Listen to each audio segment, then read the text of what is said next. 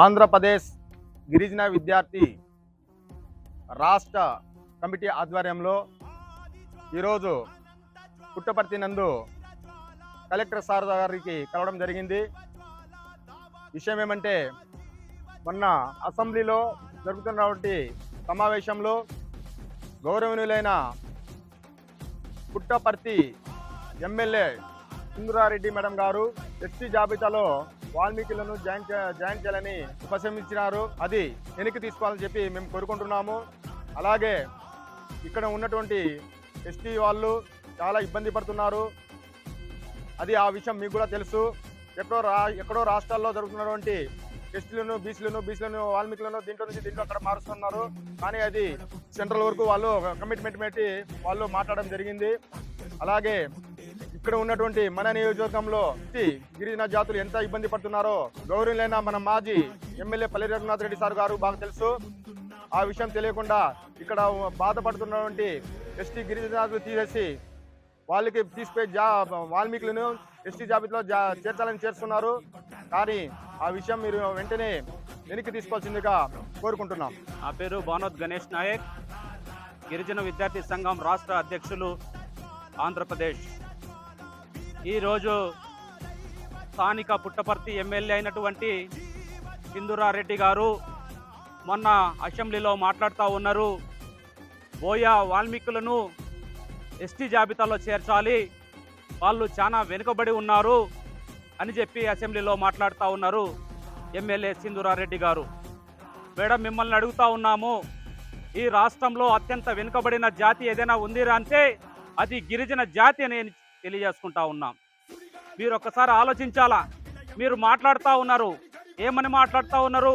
Buoy వాల్మీకులను ST జాబితాలో చేర్చాలని మాట్లాడుతూ ఉన్నారు. ఇప్పుడిప్పుడే మేము కొద్దిగా డెవలప్ అయ్యి ఇప్పుడిప్పుడే చిన్నగా ముందుకు వస్తున్న తరుణంలో ఈరోజు మమ్మల్ని ఇంకా వెనక్కి నెట్టాలని చెప్పి మీరు మాట్లాడుతున్నటువంటి మాటలు ఉన్నాయని చెప్పి సందర్భంగా తెలియజేసుకుంటా ఉన్నాం. కాబట్టి అసలు మీరు ఒక ప్రజాప్రతినిధి, ఒక శాసనసభ్యురాలు, ఒక నియోజకవర్గానికి శాసనసభ్యురాలు, మీరు ఈ విధంగా ఏ విధంగా మాట్లాడతారు? ఒక వర్గానికి అనుకూలంగా, ఒక వర్గానికి వ్యతిరేకంగా మీరు ఏ విధంగా మాట్లాడతారని చెప్పి సందర్భంగా అడుగుతా ఉన్నాం. ఈ రోజు గిరిజనులకు తీవ్రమైన అన్యాయం జరిగే పరిస్థితి ఎలా ఉంది? ఎందుకంటే మీరు ఒక వాల్మీకి బోయ కుల సంఘానికి ఒక అధ్యక్షురాలు, ఒక ప్రతినిధిగా మాట్లాడుతూ ఉన్నారు. పుట్టపర్తి నియోజకవర్గంలో దాదాపు 30,000 మంది బంజారాలు గిరిజనుడు ఎలా ఓట్లేసి మిమ్మల్ని గెలిపిస్తే మీరు చేయాల్సిందే పని ఈరోజు గిరిజనుల అభివృద్ధి గురించి, సంక్షేమం గురించి మీరు పనిచేయాలి. కానీ ఒక వర్గానికి అనుకూలంగా మరో వర్గానికి వ్యతిరేకంగా మాట్లాడడం ఎంతవరకు సమంజసమని చెప్పి ఈ సందర్భంగా తెలియజేస్తా ఉన్నాం. కాబట్టి మీరు అందరి సంక్షేమాన్ని చూడాలి. రెండు కులాల మధ్య చిచ్చు పెట్టే కార్యక్రమము మీరు ఎందుకు చేస్తా ఉన్నారో, మీకు ఏ ఉద్దేశంతో చేస్తా ఉన్నారో ఒక్కసారి ఆలోచించమని కోరుతా ఉన్నాం. ఇదే విధంగా మీ ధోరణి ఉంటే రాబోయే రోజులలో మేము గిరిజన విద్యార్థి సంఘం తరఫున భారీ ఎత్తున ఉద్యమాలు చేస్తాం. గిరిజనుల ఒక్క ఓటు కూడా పడుకోకుండా భవిష్యత్తులో మేము చూసుకుంటామని చెప్పి ఈ సందర్భంగా తెలియజేసుకుంటున్నాం. కాబట్టి ఎమ్మెల్యే సింధూరారెడ్డి గారు, ఇప్పుడైనా మీ వ్యాఖ్యలను వెనక్కి తీసుకోండి.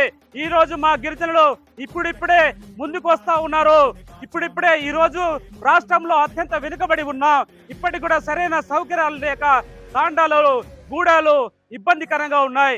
ఇప్పుడు మీరు బోయా వాల్మీకులు ఈరోజు రాజకీయంగా ఈరోజు రాయలసీమలో ముందంచెలో ఉన్నారు. ఈ రోజు వరకు ఒక ఎమ్మెల్యే కానీ, ఒక ఎంపీ కానీ, ఒక ప్రజాప్రతినిధి కానీ అసలు నామినేటెడ్ పోస్టుల్లో కానీ ఈరోజు బంజారాలు, గిరిజనులు లేరంటే ఎంత దురదృష్టకరమో ఒక్కసారి ఆలోచించండి. అసలు మీరు మాట్లాడకూడదు. ఒక ఎమ్మెల్యే ఉండి ఏ విధంగా మాట్లాడతారు మీరు ఒక వర్గానికి? అంటే మీ ఉద్దేశం ఏమని అనుకోవాలి? మీరు ఈరోజు రెండు కులాలను చిచ్చుపెట్టి మీరు పబ్బం గడుపుకోవాలని చూస్తా ఉన్నారా? కాబట్టి తెలియజేస్తా ఉన్నాం, ఇంకొకసారి మీ వ్యాఖ్యలు వెనుక తీసుకోవాలి. గిరిజనులకు మీరు చెప్పినటువంటి అసెంబ్లీలో మాట ఏదైతే ఉందో, బోయలను వాల్మీకులను ఎస్టీ జాబితాలో అని చెప్పారో ఆ మాటని మీరు వెంటనే వెనక్కి తీసుకోవాలి.